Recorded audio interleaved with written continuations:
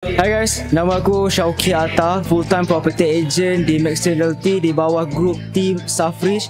First of all, Alhamdulillah, syukur rezeki Allah bagi. Perjalanan sebagai seorang property agent di Maxin bukan jalan yang senang, tambah pula muda. Alhamdulillah hari ini berjaya keluar kereta impian Merz A180 AMG line. Terima kasih juga kepada parents, especially mama, ayah yang always support siang, malam, pagi, petang. Terima kasih juga kepada semua tim Safrish yang all out kau-kau. Sebenarnya ini hanyalah sebuah kejayaan yang kecil, kejayaan yang lagi besar bila mana aku boleh kayakan semua tim Safrish. Aku boleh support korang sampai sukses. Hai, saya Darwish. Saya merupakan ejen Safrish bawah Syauqi leader saya.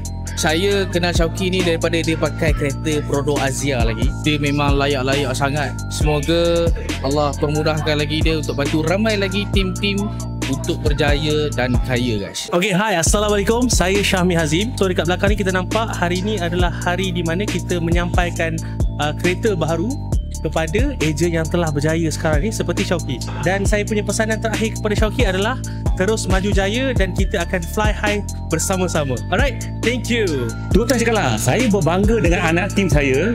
Baru 4 tahun dia, tak sampai 4 tahun dalam tanam bersama saya. Dia impikan AMG. Saya tahu daripada dulu dia memang minat AMG. So Alhamdulillah hari ni tertunai tanah pada Syauqi Atta. Hai, Assalamualaikum. Congratulations Syauqi untuk pencapaian hari ni yang sangat-sangat membanggakan. Semoga dengan apa pencapaian yang awak dapat hari ni dengan kereta yang cantik tu, platform untuk awak lebih berjaya lagi lepas ni, okey? Tahniah kat Syauqi Atta sebab dah dapat kereta baru Mercedes ni yang lama diidam.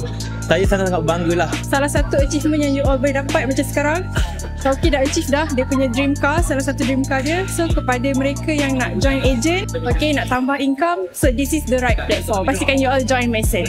Kepada Gen Z dekat luar sana yang nak be part of our team, let's join us. Kita readykan support system, kita readykan training, kita readykan modul untuk korang sama-sama sukses pada usia yang sangat-sangat muda. So korang jangan tangguh lagi, cepat-cepat daftar jadi ejen hartanah di bawah Maxin Realty. So siapa nak join tim Maxin, jom ikut kami. Kita kaya dan berjaya sama-sama.